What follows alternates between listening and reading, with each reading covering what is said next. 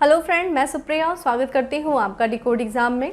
Friend, आज मेडाबल history की MCQ series में हम सॉल्व करेंगे मुगल साम्राज्य के अंतर्गत अकबर से संबंधित जितने भी प्रश्न अभी तक आयोग के द्वारा पूछे गए उन सारे प्रश्नों को हम एक एक करके सॉल्व करेंगे।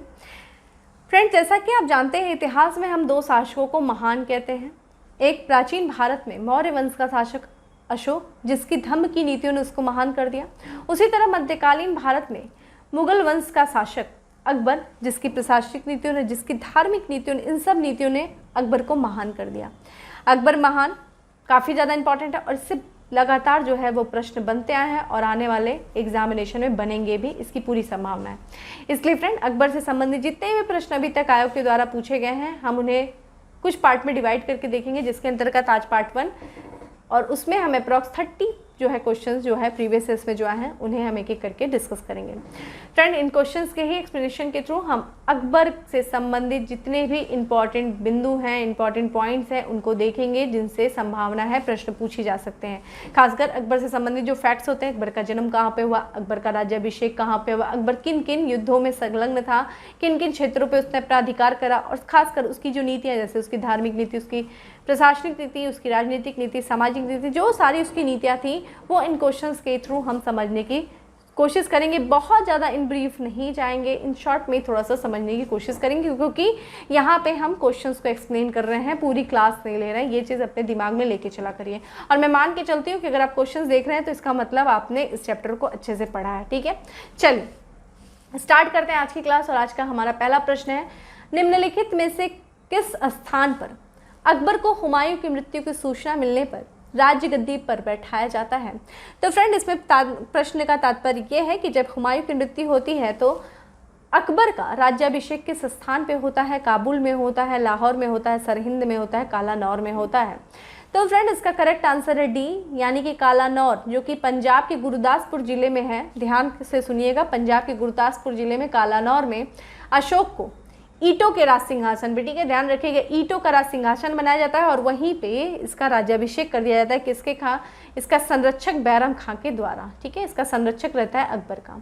क्योंकि जब हुमायूं की मृत्यु, फ्रेंड आपको हुमायूं हम लोगों ने पढ़ाई था, कब होती है? माना जाता है 27 जनवरी 1556।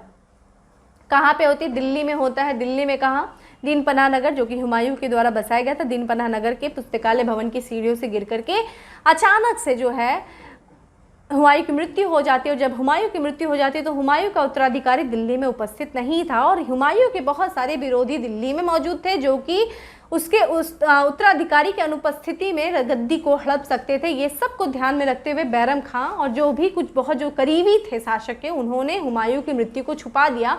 और माना यह जाता है कि उसके 17 दिन के बाद, ठीक है, लगभग 17 दिन के बाद पता चलता है, 17 दिनों के बाद 14 फरवरी 1556, ठीक है, डेट याद रखिएगा, अकबर के राज्याभिषेक का 13 वर्ष की आयु थी, 13 वर्ष 4 माह की आयु में कब होता है? 14 फरवरी 1556 में अकबर का राज्याभिषेक पंजाब के गुरदासपुर जिले में कालानौर में किया जाता है। ठीक है, ये चीज़ ध्यान रखिएगा। बैरम खां ने किया था। बैरम खां ने इनका राज्याभिषेक किया, बादशाह बनाया। मुगल वंश के अंतर्गत इनको शहंशाह की उपाधि दी गई अकबर को। और बैरम खां ने स्वयं को, चूंकि बैरम खां करता धरता थे, देखा जाए तो मात्र अभी 13 वर्ष की आयु, बच्चा खेल रहा है, कूद रहा है। अकबर अभी बच्चे ही तो है, देखा जाए खेल रहे होंगे जब उनका राज्याभिषेक हो रहा होगा। तो बैरम खां ने या फिर बैरम खां को वजीर बनाया गया, जिसे हम वकील का पद कहते हैं। यही आगे चल करके इतना ज़्यादा शक्तिशाली ये पद रहता है, अगर बात करें वकील और वजीर, जिसे हम वजीर को ही फ्रेंड वकील कहा जाता था।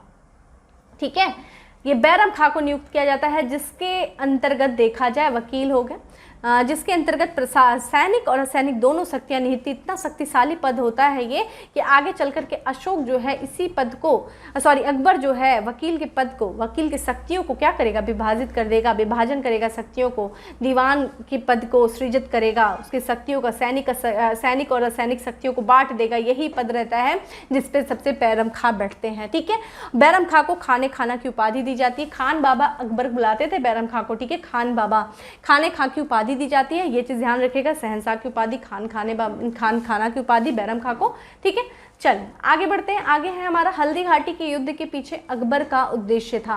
हल्दी घाटी का युद्ध फ्रेंड कहीं कहीं पे 18 भी लिखा है, 18 जून लिखा है, कहीं कहीं पे फ्रेंड माना जाता है 21 जून भी लिखा है, लेकिन इसका ईयर इंपॉर्टेंट है, ये चीज़ ध्यान रखिएगा। 1576 में होता है। कौन सा युद्ध होता है फ्रेंड? देखा जाए कौन सा युद्ध होता है? 1576 में हल्दी घाटी का युद्ध होता है। किसके किसके बीच में होता है फ्रेंड हल्दी घाटी का युद्ध? जो अकबर की सेना का नेतृत्व कौन करता है? मान सिंह करता है। और इधर मेवाड़ का शासक कौन रहता है? महाराणा प्रताप। ठीक है, तो यही वो पूछा है कि उद्देश्य क्या था कि राणा प्रताप को अपने अधीन लाना, राजपूतों में फूट डालना, मान सिंह की भावना को संतुष्ट करना, या फिर साम्राज्यवादी नीति। इसका करेक्ट आंसर है फ्रेंड ए, जो हमने ऑलरेडी इस पे बात किया कि महाराणा प्रताप को, यानी कि राणा प्रताप को अपने अधीन लाना। इसको थोड़ा सा समझिएगा कि एक्चुअली मेवाड़ के शासक को अपने अधीन लाना क्यों था। अकबर ने राजपूतों के साथ, देखिए, उनको 2-3 तरीके से उनको अधीन लाया। एक तो मित्रता की संधि किया, दूसरा वैवाहिक संबंधों के द्वारा उनको अपने अधीन लाया। ठीक है, वैवाहिक संबंध स्थापित किए, उनसे अच्छे संबंध बनाए। ठीक है, राजपूत उनके विरोधी नहीं रह गए, उनको विभिन्न उच्च पदों पर नियुक्त किया। कुछ ऐसे, चूंकि राजपूतों के अंतर्गत कुछ ऐसे वंश थे जो अकबर के अधीनता को स्वीकार नहीं कर रहे थे, जिसमें जो मेवाड़ का सिसोदिया वंश है, ध्यान रखिएगा, ये वंश पूछता है, ये महाराणा प्रताप सिसोदिया वंश के थे। सिसोदिया वंश जो था वो अकबर की अधीनता को स्वीकार नहीं कर रहा था। भाई क्या जरूरत है मेवाड़ को अपने अधीन लाना? उसकी भौगोलिक स्थिति बहुत इंपॉर्टेंट है। मेवाड़ को मध्य राजस्थान की कूजी कहा जाता था, क्योंकि अगर आप अकबर की बात करें, ये समझ लीजिए राजस्थान है, और ये दक्षिण पूर्व वाला क्षेत्र, राजस्थान के दक्षिण पूर्व में कौन बैठा है? मेवाड़ बैठा है। यहाँ मान लीजिए ये आपका दिल्ली है, और यहाँ मान लीजिए ये राजस्थान है, और यहाँ मान लीजिए ये मालवा है। मालवा की विजय 1561 में कर लिया गया है। अशोक, जो कि गुजरात की फ्रेंड, गुजरात की अपनी आर्थिक रूप से गुजरात का बहुत महत्व था, समुद्र के तट पे था, व्यापार बहुत बड़ा व्यापार जो था, आयात निर्यात काफ़ी ज़्यादा होता था। व्यापारिक दृष्टि से, आर्थिक दृष्टि से देखा जाए गुजरात बहुत महत्वपूर्ण था, और गुजरात पर नियंत्रण करना था। अगर गुजरात पर नियंत्रण आप ऐसे कर सकते हैं या फिर ऐसे, तो अकबर को जब गुजरात जाना है तो ऐसे जाना पड़ रहा है भाई, मालवा से ऐसे। लेकिन अगर चूंकि यहाँ बीच में मेवाड़ पड़ रहा है, चित्तौड़, फ्रेंड अलाउद्दीन खिलजी की भी नीति यही थी, ध्यान रखिएगा। मध्यकालीन भारत में जब हम दिल्ली सल्तनत पढ़ते हैं ना, तो अलाउद्दीन खिलजी ने भी इसी के चित्तौड़ की जो विजय, वो तो बाद में दूसरा स्टोरी हो जाती है, लेकिन एक्चुअली रीज़न यही था। चित्तौड़ बीच में पड़ता है मेवाड़। अगर मेवाड़ का शासक अकबर की अधीनता को स्वीकार नहीं करेगा, तो जब भी अकबर दिल्ली से राजस्थान की तरफ जाएगा, गुजरात की तरफ, बीच में कौन पड़ रहा है? ये, और ये इसके रास्ते को रोक सकता है। ये चीज़ है, अकबर चाहता है कि ये क्षेत्र अकबर के अधीन आ जाए, लेकिन यहाँ का सिसोदिया वन महाराणा प्रताप से भी पहले उनके पिता यानी कि उदय सिंह, ये लोग अकबर की अधीनता को स्वीकार नहीं करते हैं। अकबर बोलता भी है कि चलो ठीक है, आप अपनी पुत्री का विवाह हमारे यहाँ मत करो, हमसे मित्रता कर लो हमारी। इन्होंने साफ मना कर दिया। ठीक है, और फिर अकबर ने इनके पास सबसे, देखिए अकबर क्या करता था ना, पहले आक्रमण नहीं करता था। अकबर पहले ना दूत भेजता था कुछ। अकबर ने महाराणा प्रताप के यहाँ पे 4 दूत भेजे। पहला देखा जाए तो जलाल खां को भेजा, फिर देखा जाए मान सिंह को भेजा, फिर भगवंत दास को भेजा, उसके बाद टोडरमल को भेजा। सबको इन्होंने बोला भाई मैं नहीं, बोल दिया मैं नहीं तुम्हारी अधीनता स्वीकार करूंगा, ये लोग चले गए।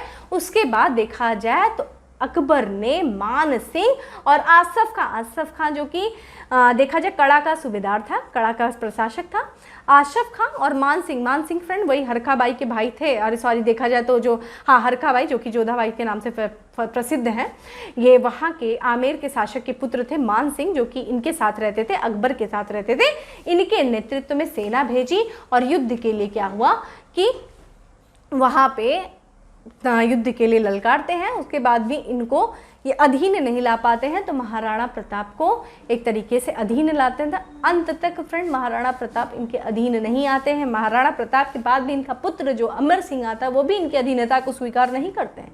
वो तो बाद में जब आप देखेंगे 1615 में कुछ ऐसी परिस्थितियां बनती कि जहांगीर के साथ जाकर के अमर सिंह ने जो कि मारवाड़ के शासक रहते, अमर सिंह जो रहते हैं मेवाड़ के शासक, उन्होंने बाद में संधि की थी, ठीक है, वो जहांगीर के समय में, तो इनको अधीन लाना था। नेक्स्ट है हल्दी घाटी की युद्ध किस वर्ष हुआ था? 1756, 1576, 1756, 15। तो फ्रेंड इसका करेक्ट आंसर देख लीजिए, ईसा पूर्व यहाँ पे दिया। देखिए कंफ्यूज कैसे करेगा, ईसा पूर्व कहाँ से होगा फ्रेंड, ये तो बहुत पहले ईसा पूर्व। इस समय तो देखेंगे तो आप इस समय का जो समय 1700, ये सारा समय तो आपका हड़प्पा सभ्यता का समय है फ्रेंड। ये तो करेक्ट आंसर क्या है 1576, ठीक है, ईस्वी, ठीक है। डेट इसका 21 जून ज़्यादा माना जाता है, 21 जून 1576, ठीक है। चलिए आगे बढ़ते हैं। हल्दी घाटी के युद्ध में महाराणा प्रताप की सेना का सेनापति कौन था? अमर सिंह, मान सिंह, हकीम सिंह, शक्ति सिंह। ये बिहार पीसीएस प्री 2015 में प्रश्न आया था। तो फ्रेंड इसका करेक्ट आंसर हो जाएगा सी, हकीम सिंह जो था वो महाराणा प्रताप के सेना में एकमात्र मुस्लिम सेना, क्योंकि ये अफगान था और ये एकमात्र मुस्लिम सेनापति था, ठीक है, सेनापति था जो कि महाराणा प्रताप के समय में था। और इसके बारे में फ्रेंड बात करें तो एक तरफ हकीम खान सूरी है और साथ ही एक भील, ठीक है, भील का राजा जो था जिसका नाम था फ्रेंड पूछा जाता है पुंजा, ठीक है, पुंजा भील, ये चीज़ ध्यान रखिएगा, पुंजा भील। तो इस तरीके से देखा जाए तो जो महाराणा प्रताप की सेना में अफगानों की भी टुकड़ियां थी, जो कि जिसका शासक कौन था फ्रेंड, जिसको नेतृत्व कौन कर रहा था, हकीम खां कर रहा था, जो कि एक अफगान था और एकमात्र मुस्लिम था। दूसरा देखा जाए तो पुंजा भील, राजा पुंजा भील। फ्रेंड भीलों की भी सेनाएं थी कुछ ना, भीलों, क्योंकि फ्रेंड जो महाराणा प्रताप का ना बचपन जो है वो भीलों के बीच में बीचा। ये जो भील जो जातियाँ थी, जनजातियाँ, उनके बीच बीता हुआ था। और भील जो थे इनको कीका बुलाते थे। इनका बचपन का नाम ना महाराणा प्रताप का कीका था। कीका समझे, कीका मतलब होता है भीलों में कहा जाता है जो सबसे छोटा बालक होता है ना उसको कीका कहते हैं। तो महाराणा प्रताप को ना कीका बुलाया जाता था इनके बचपन में, क्योंकि वही कि इनका भीलों में भील बहुत इनका साथ देते हैं आगे चल करके, ठीक है। तो यही चीज था। तो पूछे कौन था, तो एक तरफ देख लीजिएगा कि अकबर की सेनापति का जो अकबर की सेना का जो नेतृत्व कर रहा था, एक तरफ मान सिंह है, मान सिंह के साथ देखा जाए तो आपका आसफ खां है और भगवान दास है। और दूसरी तरफ कौन है विरोधी खेमे में, वो है आपका महाराणा प्रताप की सेना का कौन है, आपका हकीम खान है और राजा पुंजा भील है, ठीक है। ये लोग एक तरफ हैं। नेक्स्ट है, अकबर ने सर्वप्रथम वैवाहिक संबंध राजपूतों के किस गृह से स्थापित किया? बुंदेलों से, कछवाहों से, राठौड़ों से, सिसोदिया से, ठीक है। सिसोदिया तो इनके सबसे बड़े विरोधी थे, मेवाड़ के शासक सिसोदिया जो इनकी अधीनता को भी स्वीकार नहीं करते थे। इसका करेक्ट आंसर हो जाएगा फ्रेंड बी, ठीक है, कछवाहा। कछवाहा के जो शासक थे कछवाहा के, उन्होंने सबसे पहले जो है अकबर से अपनी पुत्री का विवाह किया। फ्रेंड इसके बारे में ऐसा माना जाता है कि देखिए अकबर था ना, अकबर सूफी जो संप्रदाय, खासकर चिश्ती संप्रदाय का अनुयायी था। चिश्ती संप्रदाय का अनुयायी था। चिश्ती संप्रदाय के एक संत थे जिनका नाम था, जो पहले संत थे चिश्ती संप्रदाय के भारत में, मैनुद्दीन चिश्ती। मैनुद्दीन चिश्ती की दरगाह थी अजमेर में। अकबर जो है अजमेर में इनकी दरगाह पे जाया जाता और माना जाता था 14 बार ये इनकी दरगाह पे गया है और 2 बार ये पैदल गया है, ठीक है। एक बार तो जब चित्तौड़ विजय करता है, चित्तौड़ का किला जीतता है, चित्तौड़ विजय करता है। दूसरी बार जब इसको सलीम पुत्र की प्राप्ति होती है तो ये पैदल जाता है। तो अजमेर जब जा रहा था निज़ामुद्दीन चिश्ती की दरगाह पे क्या करने के लिए, देखा जाए तो मैनुद्दीन चिश्ती की दरगाह पे जब ये जाता है उनकी दरगाह पे दर्शन करने के लिए, तो रास्ते में सांगनौर, नाम ध्यान रखिएगा, सांगनौर, ठीक है, राजस्थान में सांगनौर में 1562 की बात है। कौन मिलता है? आमेर के राजा। क्या नाम है भाई आमेर के राजा का? इनका नाम है भारमल, जिसे हम देखा जाए तो भारमल कहते हैं, या फिर इनसे हम इन्हीं को हम बिहारी मल भी कहते हैं। नाम लिख लीजिए, यहाँ पे नहीं हो पा रहा है, ठीक है। तो 1562 में आमेर के राजा सांगनौर में अकबर से मिलते हैं, जिन्हें हम बिहारी मल कहते हैं, और इन्होंने स्वेच्छा से अकबर की अधीनता को स्वीकार कर लिया था। कई राजपूतों ने अकबर की अधीनता को स्वेच्छा से स्वीकार कर लिया था और इन्होंने अकबर की अधीनता को स्वीकार करते हुए अपनी पुत्री हरखा भाई, जो लोकप्रिय नाम उनका क्या है, जोधा बाई, का प्रस्ताव रखता है, विवाह का प्रस्ताव, जिसको अकबर ने स्वीकार कर लिया। और ये प्रथम कन्या है प्रथम राजपूत कन्या है जिनसे अकबर का विवाह हुआ था। तो जब ये अजमेर से मैनुद्दीन चिश्ती की दरगाह से जब ये दर्शन करके आते हैं तो रास्ते में सांभर में इनका विवाह हो जाता है और फिर उसके बाद इनका जो है इन कछवाहों से इनका एक तरीके से वैवाहिक संबंध स्थापित होता है। फ्रेंड ध्यान रखिएगा, अकबर का जो पहला विवाह हुआ था वो 9 वर्ष की आयु में हुआ था, ठीक है। 9 वर्ष की आयु में अकबर का पहला विवाह हुआ था। किससे हुआ था? अकबर के जो चाचा हुमायूं का जो भाई था हिंदाल, ठीक है। हिंदाल की पुत्री है जिसका नाम है रुकैया बेगम, सुना होगा आपने मूवीज वगैरह अगर देखा होगा, रुकैया बेगम। ठीक है। तो 9 वर्ष की उम्र में अकबर का विवाह, सबसे पहला विवाह होता है हिंदाल। चूंकि जब हिंदाल की मृत्यु हो जाती है फ्रेंड, हिंदाल जो था उस समय गजनी वगैरह का क्षेत्र हिंदाल के पास रहता है, तो गजनी का क्षेत्र हुमायूं के पास आ जाता है। तो हुमायूं जो है उसी समय जो 9 वर्ष की उम्र में जो है अकबर की जो 9 वर्ष रहती है उम्र, तो उसी समय इसको गजनी का सूबेदार बनाता है अकबर को, और अकबर की शादी हिंदाल की पुत्री रुकैया बेगम से कर देता है, पहला विवाह। और पहला राजपूतों से जो विवाह होता है वह कछवाहा राजवंश की कन्या से होता है। क्या नाम है? हरखा बाई नाम है, जो कि लोकप्रिय नाम जोधा बाई किसकी पुत्री हैं? ये है आमेर शासक भारमल, जिसे हम बिहारी मल के भी नाम से जानते हैं। 1562 में हुआ था, ध्यान रखिएगा। ठीक है। नेक्स्ट प्रश्न है हमारा, किस चिश्ती संत के दरगाह पर अकबर दर्शन हेतु अधिक जाता था? मैनुद्दीन चिश्ती, शेख निजामुद्दीन, शेख नसीमुद्दीन चिराग दहली वाला, कुतुबुद्दीन बख्तियार काकी, शेख फरीद संज ए शक्कर। फ्रेंड इसका करेक्ट आंसर है मैनुद्दीन चिश्ती। ठीक है। मैनुद्दीन चिश्ती के दरगाह पे जो है वो अकबर जाया करता था। बार बार अशोक निकल जा रहा है क्योंकि दोनों ऐसे सिमिलर हैं, तो ध्यान रखेगा। अकबर जो है वो मैनुद्दीन चिश्ती के दरगाह में जाया करता था। कहाँ पे है? अजमेर में है। ठीक है। इन्हीं के और अकबर के समकालीन एक और थे चिश्ती संप्रदाय के, देखा जाए तो उनका क्या नाम था, जो आपका देखेंगे सलीम चिश्ती, इनका भी काफ़ी ज़्यादा अनुयायी रहते हैं अकबर। उन्हीं के आशीर्वाद से कहा जाता है इनको सलीम पुत्र की प्राप्ति होती है, क्योंकि ठीक है, तो उनके आशीर्वाद से। तो ये था जो मैनुद्दीन चिश्ती की दरगाह पे जाया करते थे, जो कि अजमेर में है। चलिए, निम्नलिखित में से किसे अकबर ने स्वयं मारा था? अदम खां को, बैरम खां को, बाज बहादुर को, पीर मोहम्मद खां को। ये फ्रेंड इसके बारे में अगर आपने अकबर पढ़ा है तो अकबर के शासन को, अकबर के समय को ना हमने कुछ डिवाइड किया गया है, इतिहासकारों ने डिवाइड किया, जैसे कि उसका बचपन और उसका एक था संरक्षण काल। अकबर देखिए 2 लोगों के संरक्षण में पला बड़ा। पहला तो था बैरम खां, जैसे कि हमने बात किया बैरम खां के समय में, ये 1556 से लेकर के 62, 1556 से लेकर के 1560 तक ये बैरम खां के, ठीक है, संरक्षण में था। 1560 से लेकर के 1562 फ्रेंड एक पर्दा शासन था, या फिर जिसे हम पेटीकोट शासन भी कहते हैं। पेटीकोट शासन या पर्दा शासन के अंतर्गत ये संरक्षण में था। इस पर्दा शासन के अंतर्गत कौन शासन कर रहा था फ्रेंड? माहम अनगा।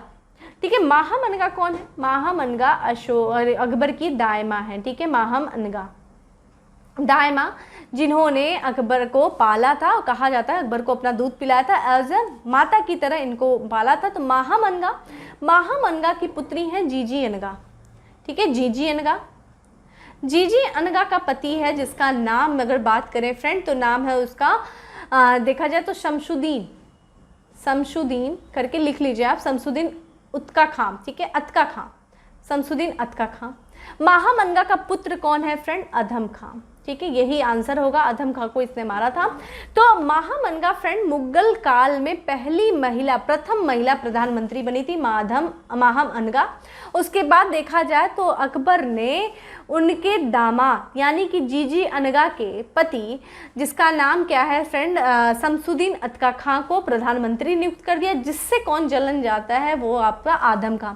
दूसरा बात करें 1561 की बात है, मालवा की विजय हुई है, और मालवा की विजय के दौरान जो धन प्राप्त हुआ है वो अधम खां जो है वो देने से मना कर दिया है, क्योंकि अधम खां को इसने भेजा था युद्ध पे, और अधम खां ने उस लूटे जो धन प्राप्ति हुई वो देने से इनकार कर दिया, और साथ ही साथ इनके पुत्र यानी इनके दामाद यानी कि प्रधानमंत्री भी कह सकते हैं, जिसका नाम है शमशुद्दीन अतका खां, को भी उसने हत्या कर दी। और इन सबसे क्रोधित होकर के अकबर ने आदम खां को किले के दीवारों से नीचे फेंक दिया। इसकी मृत्यु हो जाती है। इसकी मृत्यु को खबर सुनकर के माहम अनगा की भी कुछ ही दिनों बाद मृत्यु हो जाती है, और इस तरीके से अकबर का संरक्षण जो है वो जो एक पर्दा जो शासन था वो समाप्त हो जाता। अकबर जो है स्वतंत्र रूप से शासन करने लगेगा इसी 62 के बाद से।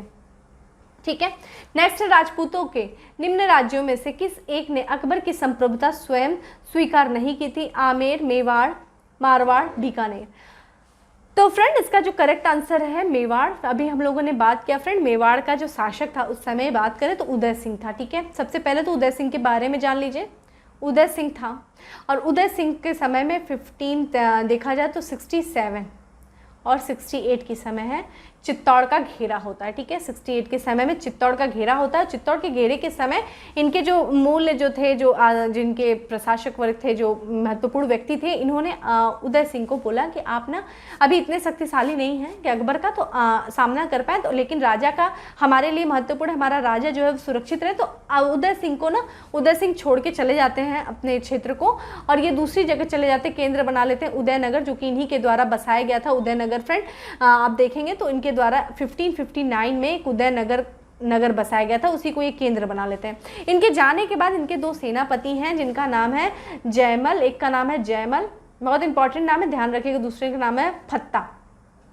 ठीक है, जयमल फत्ता जो है उन्होंने बहुत ही देखा जाए तो अपूर्व साहस का प्रदर्शन किया और अकबर का बहुत बहादुरी से सामना किया और अकबर बहुत प्रभावित होते हैं इनको देखकर, जिस तरीके से इन्होंने अकबर का सामना किया। अकबर इनसे इतना प्रभावित हो जाते हैं कि इनके बाद देखा जाए तो इनके जो आपका आगरे का जो किला है, आगरे की किला के मुख्य द्वार पर जयमल का और भत्ता का हाथियों के ऊपर बैठा हुआ मूर्ति बनवाता है अकबर, और यही मूर्ति आगे चल करके औरंगजेब जो है वो हटवा देता है। ठीक है, तो इसके बाद देखा जाए तो जो उदय सिंह ने इनकी अधीनता को कभी स्वीकार नहीं किया, जो कि मेवाड़ के शासक थे। और फ्रेंड ये सब आक्रमण करने से पहले, घेरा डालने से पहले यहाँ पे भी अकबर ने अपने राजदूतों को भेजा था, दूतों को भेजा था कि संधि कर लो, जिसमें से सबसे पहले भारमल को भेजता है, राजा भारमल को, फिर टोडरमल को भेजता है, भगवंत को भेजता है। लेकिन ये जो है ये इनकी जो अधीनता को, अकबर की अधीनता को स्वीकार नहीं करते हैं। 1572 में इनकी मृत्यु हो जाती है। इनकी मृत्यु के बाद महाराणा प्रताप जो है मेवाड़ का शासक बनते हैं और फिर उसके बाद देखा जाए तो उन्होंने भी कुंभलगढ़ में उनका राज्याभिषेक होता है। उन्होंने भी अकबर की कभी अधीनता को स्वीकार नहीं किया, उनसे हल्दी घाटी का युद्ध होता है। उसके बाद उनके जो पुत्र आते हैं अमर सिंह, उन्होंने भी अकबर की अधीनता को स्वीकार नहीं किया। बाद में हमने अभी पहले ही बताया कि 1615 में अकबर के पुत्र जहांगीर से संधि होती है, लेकिन वो भी परिस्थितिवश होती है। ठीक है, ये लोग लगातार विरोध करते रहे, राजपूत जो थे, ये मेवाड़ राजपूत, इन्होंने लेकिन कभी भी सिसोदिया वंश के शासकों ने, राजपूत शासकों ने कभी भी अपने मतलब जितना हो सका मुगलों की अधीनता को स्वीकार नहीं किया।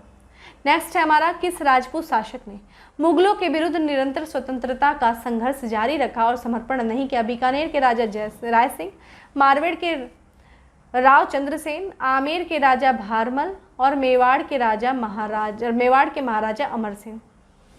फ्रेंड इसका जो करेक्ट आंसर है बी, मारवाड़ के राव चंद्रसेन जो थे, इन्होंने भी कभी भी अकबर की अधीनता को स्वीकार नहीं किया। बात करें 1565 की बात करें तो अकबर ने क्या किया था, ये चूंकि मालदेव के बारे में आप लोगों ने पहले भी सुना होगा, मारवाड़ का शासक मालदेव हुमायूं के समय सुना था, उन्हीं के ये पुत्र थे। कौन? जिनकी बात कर रहे हैं राव चंद्रसेन जो थे, ये इनके पुत्र थे। ठीक है, इनके समय के इन्होंने घेरा डाला, किसका डाला? सिवान। ठीक है, सिवान इनका चूंकि यहाँ पे मारवाड़ का वहाँ पे घेरा डाला जाता है और घेरा डालने के बाद ये चले जाते हैं सिवाना। ठीक है, ये सिवाना वहाँ से चले जाते हैं और सिवाना जाने के बाद इन्होंने करीब 1579 में कहा जाता है कि शौजादपुर पे अधिकार कर लिया और फिर वहाँ पे भी जब अकबर की सेना आती है तो ये पहाड़ी वाले क्षेत्रों में चले जाते हैं और पहाड़ी के क्षेत्रों से ये लगातार विरोध करते रहते हैं अकबर का, और यहीं पे इनका 81 में इनकी मृत्यु हो जाती है। तो इस तरीके से देखा जाए तो इन्होंने कभी भी अकबर की जो है अधीनता को स्वीकार नहीं किया। और ये फ्रेंड वो शासक थे जब 1572 में महाराणा प्रताप की जब राज्याभिषेक होता है कुंभलगढ़ में, तो ये वहाँ पे उपस्थित रहते हैं। तो इस तरीके से ये निरंतर जो है संघर्ष करते हैं, लेकिन कभी भी समर्पण नहीं करते हैं मुगलों के सामने। और 1572 में जब अकबर को पता चलता है कि महाराणा प्रताप के साथ जो है मेवाड़ का शासक भी उनके राज्याभिषेक में उपस्थित है, अकबर को ये चीज़ अच्छी नहीं लगती। अकबर कभी भी नहीं चाहते थे कि इन राजपूतों में मतलब ये एकजुट हों, क्योंकि अगर ये एकजुट हो सकते हैं तो वो क्या कर सकते हैं, अकबर के विरुद्ध खड़े हो सकते हैं एक शक्तिशाली सेना के रूप में, एक शक्तिशाली ताकत के रूप में। ठीक है, चलिए आगे देखते हैं। अकबर के साथ युद्ध करने वाली दुर्गावती कहाँ की रानी थी? मांडला की, मांडू की, असीरगढ़ की या फिर रामगढ़ की? तो फ्रेंड इसका करेक्ट आंसर है ए, यानी कि ये मांडला की रानी थी। कौन? रानी दुर्गावती। ये MPPCS प्री 2010 में ये प्रश्न आया था फ्रेंड। इनके बारे में अगर बात करें 1564 की बात है। ठीक है, 1564 की बात है। गढ़कटंगा स्थान है, गढ़कटंगा। गढ़कटंगा को फ्रेंड गोंडवाना बोला जाता है। गोंडवाना ये मध्य प्रदेश का जो उत्तरी वाला जिला है ना, वहीं के आसपास का क्षेत्र था। यहाँ के शासक हैं जिनका नाम था दलपत शाह, ठीक है, गौड़ शासक थे। और इनकी रानी, इनकी पत्नी रानी दुर्गावती, जो कि एक राजपूत कन्या थी, बहुत ही साहसी कन्या थी। दुर्भाग्यवश विवाह के 4 वर्षों बाद ही दलपत शाह की मृत्यु हो जाती है और दलपत शाह का यानी कि रानी दुर्गावती का अल्प आयु पुत्र जिसका नाम है वीर नारायण, ठीक है, वीर नारायण जो है वो गद्दी पर बैठता है। और संरक्षिका कौन है? रानी दुर्गावती। बहुत ही साहसी रानी दुर्गावती रहती है, इनके साहस की बहुत दूर दूर तक बातें रहती है और इन्होंने बहुत अच्छा ये शासन चला रही थी। और इनके बारे में कहा जाता है फ्रेंड, ये सिर्फ ऐसा नहीं, इनको बचपन से ही शिकार का बहुत शौक था, युद्ध की भूमि पे जाना, घोड़सवारी का बहुत शौक था। और इनके बारे में कहानी फेमस थी कि अगर इनको पता चलता था कि इनके क्षेत्र में कोई शेर आ गया है, कोई बहुत बड़ा जानवर आ गया है, तो ये तब तक पानी नहीं पीती थी जब तक उसका शिकार नहीं कर लेती थी। तो इनके बारे में ऐसी कहानियाँ फेमस थी। रानी दुर्गावती बहुत ही वीरंगना थी एक तरीके से देखा जाए तो। ये इन्होंने जम करके सामना किया था अकबर का। और अकबर चूंकि देखा जाए तो ये इस क्षेत्र पे अधिकार करना चाहता था, उसकी साम्राज्यवादी नीति थी, मालवा पे उसने अधिकार करने की सोचा था। तो अकबर ने अपने एक सेनापति, अकबर का जो देखा जाए तो भेजता है, किसको भेजता है? आसफ खां को, ठीक है। आसफ खां के नेतृत्व में एक सेना भेजता है। आसफ खां उस समय देखा जाए फ्रेंड तो पूर्वी प्रदेश या फिर जो आपका कड़ा जो कि इलाहाबाद वाला क्षेत्र है और ये बहुत करीब पड़ता है मालवा वाले क्षेत्र पे। तो इसलिए अकबर ने आसफ खां को भेजा कि जाके तुम यहाँ पे जो गढ़कटंगा है या फिर जिसे हम गोंडवाना कहते हैं, वहाँ की रानी को तुम अपने क्षेत्र में अपने अधिकार में ले लो। और आसफ खां, कहा जाता है कि दुर्गावती जो थी, रानी दुर्गावती बेहद खूबसूरत थी और आसफ खां जो था रानी दुर्गावती के, शायद ऐसा बोला जाता है कि वो चाहता था कि वो रानी दुर्गावती उसकी हो जाए। ये भी कुछ कहानियाँ, मैं नहीं ऐसा बोल रही हूँ।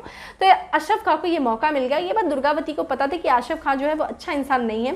युद्ध भूमि में दुर्गावती जो थी, रानी दुर्गावती, बहुत साहस का प्रदर्शन देती हैं, एकदम बराबर का लड़ती है। लेकिन जब उनको लगता है कि अब उनकी सेना अकबर की सेना के आगे हार जाएगी और उनको ये लगने लगा कि अगर मेरी सेना हार गई तो मेरे को आसफ खां जो है वो कैदी बना लेगा, उनको लेता जाएगा, उनके साथ दुर्व्यवहार करेगा, ये सब चीज़ों से डर जाती है। और युद्ध भूमि में ही उन्होंने डर क्या जाती है, वो एक राजपूत कन्या रहती हैं। राजपूत फ्रेंड जानते ही हैं आप, राजपूत जौहर के लिए जाने जाते हैं, ठीक है। वो अपनी महिलाओं की बहुत सुरक्षा, मतलब वो कभी नहीं चाहते कि दुश्मन के हाथ में उनकी महिलाएं, उनकी कन्याएं चली जाएं। तो इस वजह से, चूंकि ये भी राजपूत कन्या रहती हैं, तो इन्होंने युद्ध भूमि में ही स्वयं को खंजर मार लिया और आत्महत्या कर ली थी, ठीक है। तो ये चीज़ था। चलिए आगे बढ़े। अबुल फजल की मृत्यु इनमें से किसके कारण हुई? अबुल फजल फ्रेंड आईने अकबरी के लेखक, आईने अकबरी का तीसरा भाग है जिसमें अकबरनामा है। तो किसने अबुल फजल की मृत्यु के कौन कारण है? शहजादा सलीम, अब्दुल रहीम खाने खाना, शहजादा मुराद, शहजादा दानियाल। झारखंड पीसीएस प्री 2013 में ये प्रश्न आया था। तो फ्रेंड इसका करेक्ट आंसर है शहजादा सलीम यानी कि जहांगीर। बात है 1602 की। अकबर बूढ़े हो चुके हैं, बूढ़े हो गए हैं और आपको ये पता है कि चाहे ये मुस्लिम शासक हो, उनमें उत्तराधिकार का कोई नियम नहीं रहता है। सलीम बड़े हो गए हैं, सलीम यानी कि जहांगीर चाह रहे हैं पिताजी हटें और हम गद्दी पर बैठें, पिताजी हट ही नहीं रहे हैं। परेशान होकर के पिताजी के विरोध में विद्रोह कर दिया और 1602 में इन्होंने इलाहाबाद, ठीक है, जो कड़ा वाला क्षेत्र था, इलाहाबाद में स्वयं को शासक घोषित कर दिया और स्वतंत्र होकर के शासन करने लगे। पिता अकबर बेचारे परेशान, बेटा तो हाथ से निकल गया है और विरोधी टाइप का व्यवहार कर रहा है, ये तो मेरे ही विरोध खड़ा हो गया है। समझाने के लिए अपने प्रिय मित्र अबुल फजल को बोलते हैं कि जाओ भैया मेरे बेटे को समझाओ, बहुत विद्रोह कर रहा है। दक्षिण से बुलाते हैं और अबुल फजल को भेजते हैं कि सलीम को जाके समझाओ। सलीम है, गुस्साए बैठे हैं भैया, बहुत गुस्से में हैं, क्यों किसी के क्यों समझे। इन्होंने क्या किया, सलीम ने, जब ये रास्ते में आ रहे थे ना, तो आप जो क्षेत्र देखेंगे तो ये जो आपका जो क्षेत्र था जिसमें हम देखेंगे तो ओरछा का शासक है बुंदेला, ठीक है, बुंदेला सरदार है जिसका नाम है, और जो ओरछा के जो बुंदेला सरदार है जिसका नाम है वीर सिंह देव, ठीक है। वीर सिंह बुंदेला भी इनको कहते हैं, वीर सिंह बुंदेल वाला क्षेत्र समझ रहे हैं ना, इसीलिए देखिए वीर सिंह देव जो हैं उन्होंने सलीम के इशारे पर अबुल फजल की हत्या कर दी।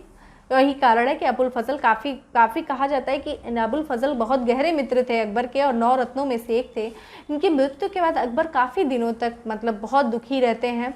और फिर यहाँ पे सलीम, ये भी कहा जाता है कि इसके बाद देखा जाए सलीम का एक पुत्र रहता है, उनको अकबर ने उत्तराधिकारी नियुक्त कर दिया था, घोषित कर दिया था। आगे चल करके देखेंगे सलीम का भी पुत्र जो है वो विद्रोह करेगा, खुर्रम था, उसने भी विद्रोह किया। सलीम का उसका आगे भी चलेंगे तो जहांगीर के बाद शाहजहां भी अपने पिता के प्रति विरोध करेगा, विद्रोह। फिर शाहजहां के खिलाफ उसका पुत्र औरंगजेब। ये सब एक सिलसिला स्टार्ट होगा, तो जो बोओगे वही काटोगे वाली कंडीशन है, इसका स्टार्ट हो जाता है। तो यही कहानी है, तो ध्यान रखिएगा। शहजादा सलीम के वजह से अबुल फजल की मृत्यु जो है वो मानी जाती है। निम्नलिखित में से कौन से तथ्य ऐसा है जो अकबर को राष्ट्रीय सम्राट सिद्ध करने में सहायक नहीं है? अशोक जो है राष्ट्रीय सम्राट है, वो कुछ चीज़ें तथ्य ऐसे हैं जिससे वो सिद्ध होता है, लेकिन कौन सा तथ्य ऐसा नहीं है जिससे वो सिद्ध नहीं होता है?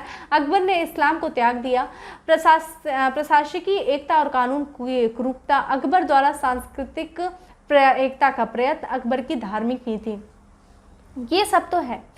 अकबर ऐसा शासक था जिसने प्रशासनिकी एकता और कानून की एकरूपता जो है, सभी लोगों के लिए एक समान कानून, हिंदू मुस्लिम एकता को उसने बल दिया, क्योंकि वो जानता था कि अगर उसे भारत की धरती पर अस्थायी सत्ता स्थापित करनी है तो बहुसंख्यक हिंदुओं जो जनता है उसके साथ सामंजस्य बैठाना पड़ेगा।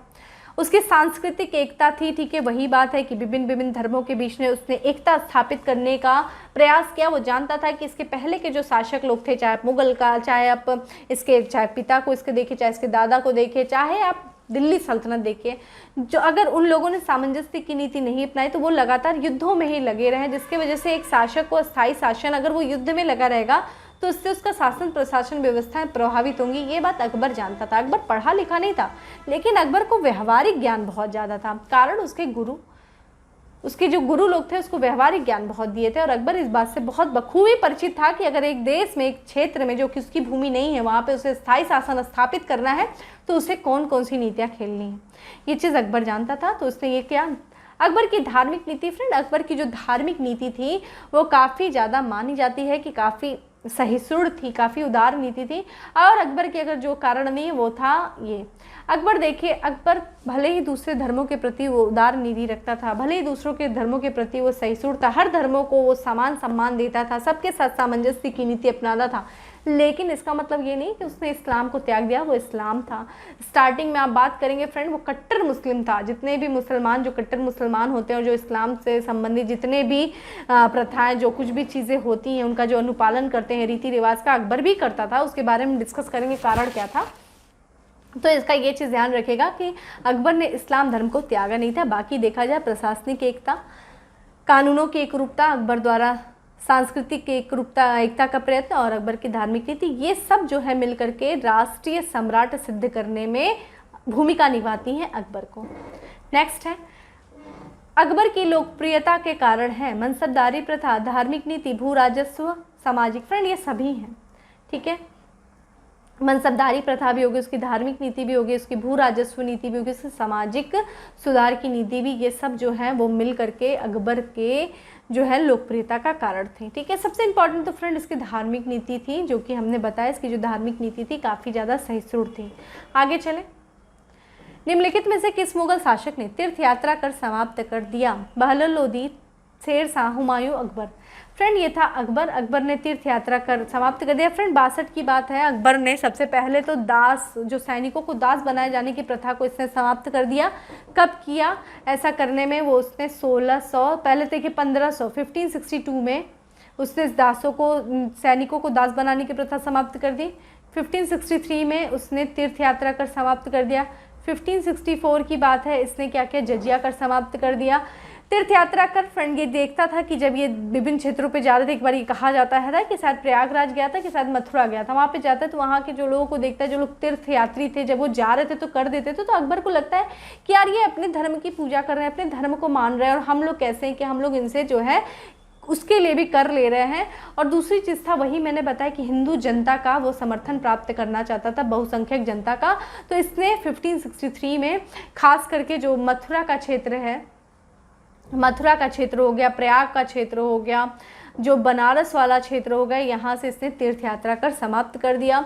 आगे चल कर के देखेंगे फ्रेंड तो इसे जजिया कर भी समाप्त कर दिया था 1564 में, लेकिन 1575 में उलेमाओं के दबाव में आकर के पुनः इसने जजिया कर लगा दिया था। लेकिन अंतिम रूप से जो जजिया अकबर जो समाप्त करेगा वो 1579 में अकबर जो है वो पुनः इसको समाप्त कर देगा जजिया को अंतिम रूप से। फिर जब इसका मतलब जब औरंगजेब आएगा तो औरंगजेब जजिया कर को पुनः लगाता और अंतिम रूप से जो है 1717 में मोहम्मद शाह रंगीला के द्वारा पूरी तरीके से जजिया कर को समाप्त कर दिया जाता है। ठीक है, चलिए आगे। निम्नलिखित बादशाहों में से किसे एक प्रबुद्ध निरंकुश कहा जा सकता है? निरंकुश था Babur, Humayun, Akbar, Aurangzeb. Correct answer is C. Akbar को क्या कहा जाता है? प्रबुद्ध निरंकुश। काफ़ी इसकी जो सत्ता थी, निरंकुश सत्ता थी, ये केंद्र को मतलब इसके जो जितनी भी शक्तियाँ थी उसके ही हाथ में केंद्रित थी और एक केंद्रीकृत सत्ता स्थापित किया था और इसी के माध्यम से इसने पूरे भारत को एक करने का प्रयास किया था, पूरे भारत को अपने नियंत्रण में लाने का प्रयास अकबर के द्वारा किया गया था। नेक्स्ट है, निम्नलिखित में से किसने यह आज्ञा दी कि आदमी को एक ही स्त्री से विवाह करना चाहिए और वह तभी दूसरा विवाह कर सकता है जब उसकी पहली पत्नी बांध्या हो? अलाउद्दीन खिलजी, शेर शाह, अकबर। उपयुक्त में से कोई नहीं।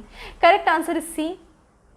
अकबर की बात करें वो कुछ सामाजिक परंपराओं की हो गया, व्यक्तिगत जो मान्यताओं पर वो अंकुश लगाना चाहता था और इसी के साथ साथ कुछ ऐसे कार्य जो समाज सुधार संबंधित है ऐसे भी कार्य करना चाहता था। तो सामाजिक सुधार के अंतर्गत इसने ये चीज़ बोली कि एक ही विवाह करना चाहिए, दूसरा विवाह तभी करे जब उसकी पहली पत्नी बांध्या हो। नेक्स्ट है कि अकबर का शासन जाना जाता है क्षेत्रों को जीतने के लिए, अपनी प्रशासनिक व्यवस्था के लिए, न्यायिक प्रशासन की, उसकी धार्मिक कट्टरता के लिए। तो फ्रेंड इसका अगर करेक्ट आंसर की बात करें फ्रेंड, इसका करेक्ट आंसर बी है कि क्षेत्रों को जीतने के लिए साम्राज्यवादी नीति थी, विभिन्न क्षेत्रों पर उसने अधिकार किया था। उसकी प्रशासनिक व्यवस्था थी, हमने भी बात किया कि निरंकुश शासन था उसका, उसकी प्रशासनिक व्यवस्था के बारे में हम आगे भी चर्चा करेंगे। उसकी राजनीतिक व्यवस्था भी थी लेकिन वो धार्मिक रूप से कट्टर नहीं था। समझ लीजिए फ्रेंड, यहाँ पे अकबर की तो धार्मिक नीति को समझने की कोशिश करेगा। अकबर ना अन्य धर्मों के प्रति थोड़ा उदार था। अकबर जो था अन्य धर्मों के प्रति उदार था। उदार से तात्पर्य मतलब अन्य धर्मों का सम्मान करने वाला, अन्य धर्मों को मानने वाला। सहिष्णु भी सेम वही चीज़ हो गया कि अन्य धर्मों के प्रति वो सम्मान रखता था। तो सहिष्णु मतलब फ्रेंड होता है सहन करना, ठीक है। तो असहिष्णु नहीं सहन करना, सहिष्णु तो यानी कि हर धर्मों को भी वो अपनाता था, मानता था, ठीक है। इसकी जो धार्मिक नीति पे देखा जाए बहुत से लोगों का प्रभाव पड़ा। अगर पहली बात करें फ्रेंड अनुवांशिक प्रभाव, ठीक है, अनुवांशिक प्रभाव था, मैं बोलती जा रही हूँ सुनते जाना। अनुवांशिक प्रभाव, इसके जो पिता थे हुमायूं एक सुन्नी थे और इसकी जो माता थी जिनका नाम था हमीदा बानो बेगम वो एक शिया थी। तो माता पिता का भी प्रभाव, क्योंकि शिया और सुन्नी बहुत एक दूसरे के विरोधी रहते हैं, लेकिन एक तरफ इसके पिता जो कि सुन्नी थे, जो एक तरफ इनकी माता जो कि सिया थी, जिसका इनके व्यक्तित्व पे प्रभाव पड़ा। दूसरा इनके शिक्षक, ध्यान सुनिएगा, शिक्षक का प्रभाव। मुनीब खां इनके पहले शिक्षक थे, पहले अपना संरक्षक थे, जो कि क्या थे फ्रेंड, एक तरीके से सुन्नी थे। और इनके सबसे महत्वपूर्ण शिक्षक पे देखा जाए तो जो सबसे महत्वपूर्ण शिक्षक थे वो थे अब्दुल लतीफ़, वो एक सिया थे। ये दोनों बहुत ही ज़्यादा उदार थे और अब्दुल लतीफ़ से बहुत कुछ सीखा अकबर ने, बहुत ही महत्वपूर्ण भूमिका निभाई थे अब्दुल लतीफ़ ने अकबर के जीवन में। और तीसरे थे बैरम खां। फ्रेंड बैरम खां जो था, बैरम खां एक शिया था, ठीक है। ईरान के शाह के यहाँ जब ये गए थे ना हुमायूं, वहीं पे बैरम खां इनको मिले थे। बैरम खां एक शिया था और बहुत ही बड़ा कट्टर मुसलमान था और यही कारण है जब 1556 और 60 तक बात करें, जब ये बैरम खां के संरक्षण में थे अकबर, तो अकबर बहुत कट्टर थे। ये 5 टाइम का नमाज पढ़ते थे, जितने भी इस्लाम से संबंधित जो कुछ भी जो रीति रिवाज जो कुछ बहुत ही ज़्यादा उसको बहुत निभाते थे, कट्टर मुस्लिम थे। इसीलिए अकबर के बारे में कहा जाता था कि अकबर पहले क्या था कि अकबर पहले कट्टर था, फिर बाद में आगे जाता है उदारवादी बनता है, फिर आगे चल के सुधारवादी बनता है। उदारवादी देखिए इस समय बनेगा आगे चल करके कि अन्य धर्मों के बारे में जानने की जिज्ञासा उसकी पनपेगी। जब उसको बाद में पता चल जाएगा कि सारे धर्मों का एक ही कोर है, कि ईश्वर एक है, ईश्वरवाद, आगे चल के सुधारवादी बन जाता है। दीन इलाही कहा जाता है कि अकबर एक नया धर्म स्थापित करना चाहता था। एक्चुअली ऐसा नहीं था, मतलब ऐसा इतिहास में बोला जाता है कि नहीं ऐसा नहीं था। कई इतिहासकार कहते हैं कि हाँ वो एक नया धर्म स्थापित करना चाहता था, दीन इलाही, क्या एक सुधारवादी। तो अकबर पहले क्या था कि थोड़ा सा रूढ़िवादी था, आगे जाकर के उदारवादी बनेगा, फिर क्या बन जाएगा, सुधारवादी बन जाएगा। इस तरह की नीतियाँ थी तो उसकी जो थी धार्मिक कट्टरता के लिए उसको नहीं था जाना जाता है, बल्कि वो धार्मिक उदारशीलता के लिए, धार्मिक सहिष्णुता के लिए अकबर जो है वो जाना जाता था। और हमने बात किया क्या क्या प्रभाव था, तो अपने गुरुओं से इसने क्या सीखा, सहिष्णु मतलब सहन करने की क्षमता सीखी। राजपूतों का भी प्रभाव फ्रेंड, जैसा कि हमने बताया पहली जो इनका जो राजपूत कन्या से विवाह, हरकाबाई से जब इनका विवाह हुआ तो उसके भी बहुत प्रभाव पड़ा। जब वो विवाह करके महल में आती तो अकबर ने उनको ज़बरदस्ती इस्लाम का धर्म कबूल करने के लिए नहीं कहा, बल्कि बदायूनी जैसे इतिहासकार बोलते हैं कि ये तो उन रानियों, राजपूत रानियों के साथ ये हवन में भी बैठा करते थे। उनको पूरा अलाउ था कि उनको जैसे अपने धर्म का सारी चीज़ें हैं उनको माने, उनका सम्मान कर, जैसे भी हो, वो कभी भी धर्म परिवर्तन नहीं कराते हैं। राजनीतिक कार्य सबसे महत्वपूर्ण था, जैसा कि हमने आपको बताया कि अकबर जो था वो बहुसंख्यक हिंदुओं पर राज्य करना चाहता था। बहुसंख्यक हिंदुओं का समर्थन बिना वो अपने साम्राज्य को स्थायी नहीं बना सकता था, और यही कारण है कि इसकी जो राजनीतिक, जो इसकी धार्मिक नीति थी वो काफ़ी उदारवादी, काफ़ी ज़्यादा सहनशील। एक सूफी कारण, सूफी आंदोलन भी माना जाता है कि सूफियों का बहुत ज़्यादा इनके प्रभाव था। सूफियों में भी देखा जाए चिश्ती संप्रदाय का, और चिश्ती संप्रदाय आपको पता ही है प्रेम की भाषा बोलते हैं, सना मतलब वही फना और सना, ये सारी चीज़ों में वो रहते हैं। नेक्स्ट है अकबर के शासनकाल में पुनर्गठित केंद्रीय प्रशासन तंत्र के अंतर्गत सैनिक विभाग का प्रमुख था दीवान, मीर बख्शी, मीर समन या फिर बख्शी। फ्रेंड IAS प्री 1997 में ये प्रश्न आया था, तो इसका करेक्ट आंसर है मीर बख्शी। मीर बख्शी जो था ना वो पुनर्गठित सैनिक प्रशासन तंत्र के अंतर्गत जो था सैनिक विभाग का प्रमुख था। लेकिन ध्यान रखिएगा सैनिक विभाग का प्रमुख था, प्रमुख सेनापति नहीं था ये, ठीक है, सेनापति नहीं था, क्योंकि प्रमुख जो सेनापति होता था, जो युद्ध के दौरान जो पूरे सेना का नेतृत्व करता था वो होता था बादशाह, ठीक है, सेनापति नहीं था। ये सिर्फ सैनिक विभाग का प्रमुख था, जिसका कार्य देखा जाए तो सैनिकों को सेना में भर्ती कराना, उन सैनिकों को हुलिया लिखवाना, उन सैनिकों को रसद की आपूर्ति कराना, उन सैनिकों को हथियारों की आपूर्ति कराना, सेना में अनुशासन बना रहा, इन सब की देखरेख करना, उनका निरीक्षण करना, ठीक है। सबसे इम्पॉर्टेंट चीज़ है जो सेनाओं को जो वेतन दिया जाता था ना फ्रेंड, एक सरखत पत्र के द्वारा दिया जाता था। सरखत पत्र, एक सरखत पत्र पे हस्ताक्षर कौन करता था? मीर बख्शी।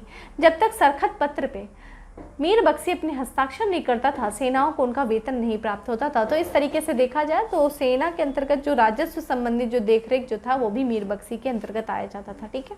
नेक्स्ट है अकबरकालीन सैन्य व्यवस्था आधारित थी मनसबदारी, जमींदारी, सामंतवादी, आईने दसाला। तो फ्रेंड इसका करेक्ट आंसर हो जाएगा आपका मनसबदारी व्यवस्था जो थी वो सैन्य व्यवस्था पर आधारित थी। नेक्स्ट है मध्यकालीन भारत में मनसबदारी व्यवस्था क्यों लागू की गई? राजस्व एकत्रित करने के लिए, सैनिकों की सुगमता से भर्ती हेतु, धार्मिक सद्भावना की स्थापना हेतु, स्वच्छ प्रशासन सुनिश्चित करने हेतु। तो फ्रेंड इसका जो करेक्ट आंसर अगर देखें तो स्वच्छ प्रशासन सुनिश्चित करने हेतु मनसबदारी व्यवस्था को लागू किया गया। नेक्स्ट है अकबर द्वारा दीवान का पूर्ण रूपेण दर्जा दिया जाने वाला प्रथम व्यक्ति है अशरफ खां, मुंसिफ खां, मुजफ्फर खां, तुर्बती, राजा टोडरमल।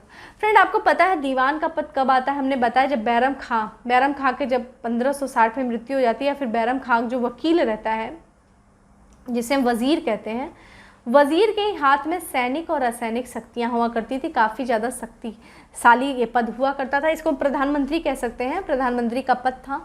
और चूंकि ये चीज़ का डर होता है जब एक ही हाथ में बहुत ज़्यादा किसी के हाथ में शक्ति होती है, तो निरंकुशता का डर होता है, या फिर डिक्टेटरशिप, जैसे कि वो पूरे साम्राज्य का शासन अपने हाथ में ले सकता था।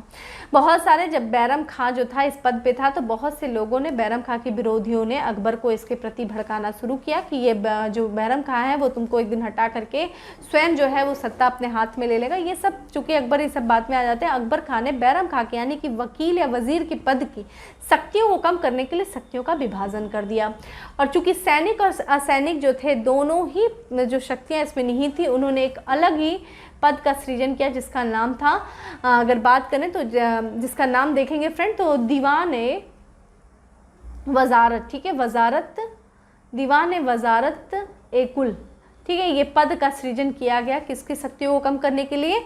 वकील या वजीर की शक्तियों को कम करने के लिए, जिससे जो इसके अंतर्गत दीवान के अंतर्गत देखा जाए तो राजस्व और जो आपका वित्तीय मामला का जो प्रधान होता था, वित्तीय मामला का प्रमुख होता था। और जो पहली बार जो नियुक्त किया गया इस पद पे देखा जाए तो वो था मुजफ्फर खां तुर्बत्ती, ठीक है, मुजफ्फर खां तुर्बत्ती जो है वो सबसे पहला दीवान नियुक्त होता है। फिर आगे चलेंगे तो टोडरमल जो है इस पे नियुक्त होता है, ठीक है। चलिए नेक्स्ट है, अकबर ने जिस मनसबदारी प्रणाली को लागू किया वह किस देश में प्रचलित प्रणाली से उधार ली गई थी? अफगानिस्तान, तुर्की, मंगोलिया, फारस। इसका करेक्ट आंसर है सी, मंगोलिया के द्वारा लिया गया था। मंगोलिया का शासक था फ्रेंड चंगेज खां के द्वारा इस मनसबदारी प्रणाली को शुरुआत किया गया था, ठीक है, मंगोलिया। ये चीज़ है।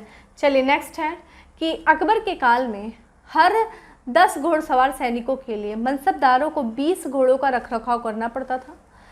कारण क्या है? एक तरफ कथन है, दूसरा कारण कि घोड़ों को यात्रा में आराम देना होता था और युद्ध के समय उनको बदलना आवश्यक था। ये IAS प्री 1999 में ये प्रश्न आया था।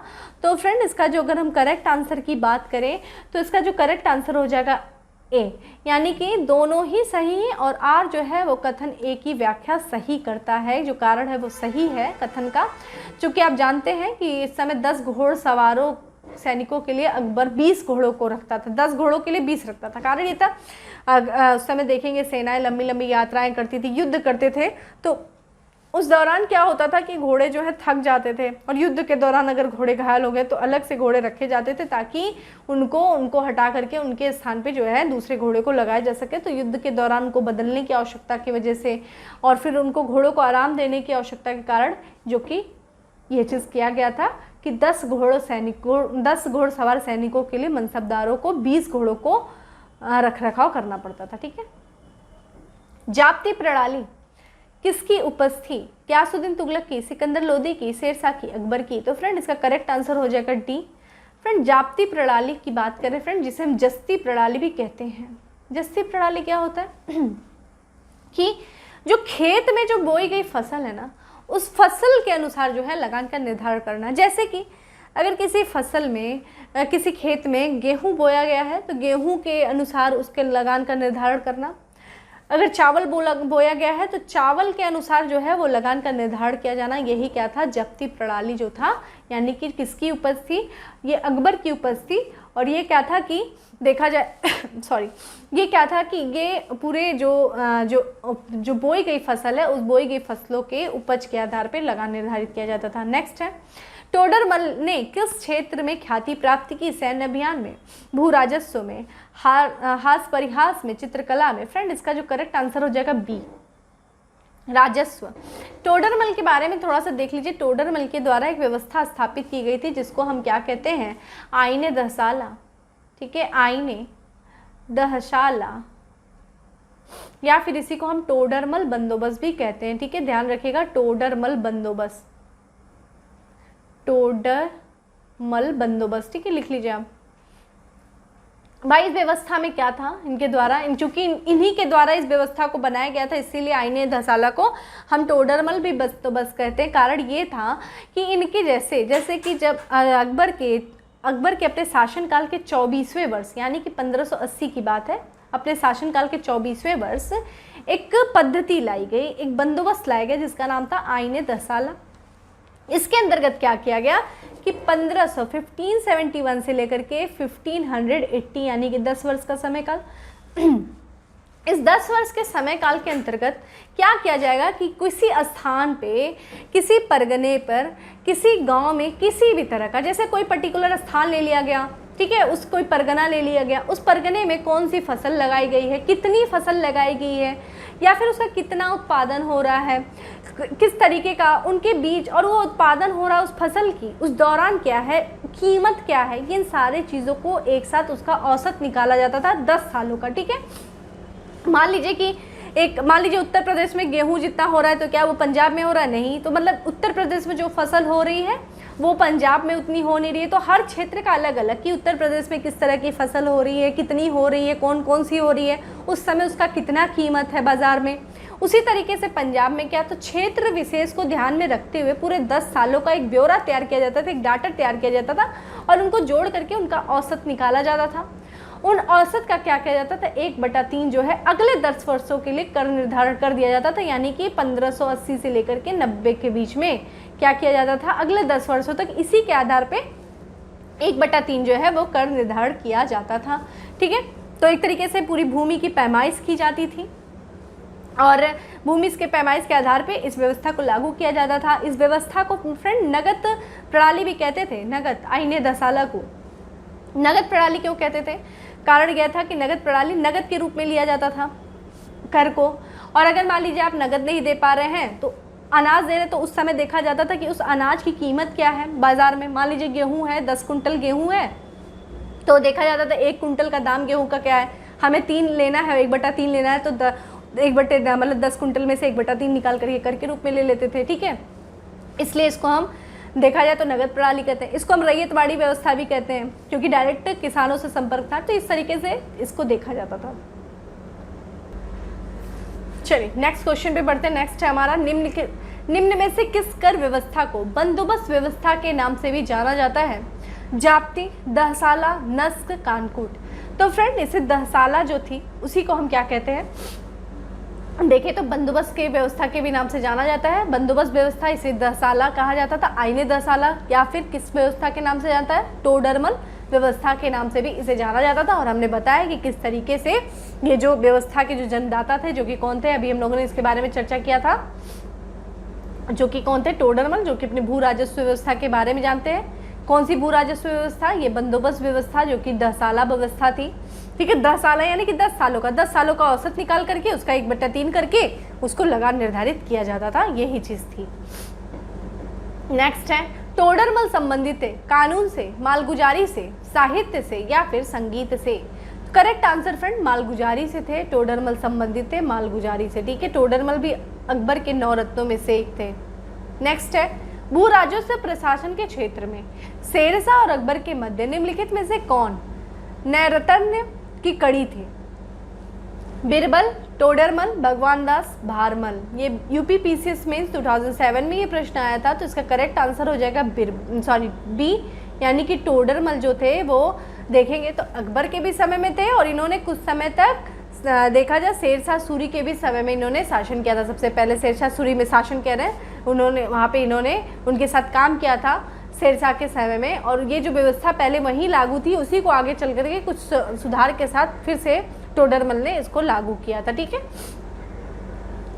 तो फ्रेंड इस तरीके से हमने पार्ट 1 में जितना थोड़ा सा इंपॉर्टेंट जितना था उस क्वेश्चंस को हम लोगों ने सॉल्व किया अकबर से संबंधित। अब हम आगे नेक्स्ट पार्ट में अकबर से संबंधित जितने और भी प्रश्न हैं हम उनको देखेंगे। ठीक है, तो फ्रेंड अगर आपको सेशन अच्छा लगा हो तो लाइक करना नहीं भूलें, ज़्यादा से ज़्यादा शेयर करें फ्रेंड। फिर मिलते हैं इसी के नेक्स्ट पार्ट में, यानी कि अकबर से संबंधित जितने और शेष प्रश्न हैं उनके साथ हम आपको मिलते हैं। तब तक के लिए bye, have a good day, stay safe and stay happy.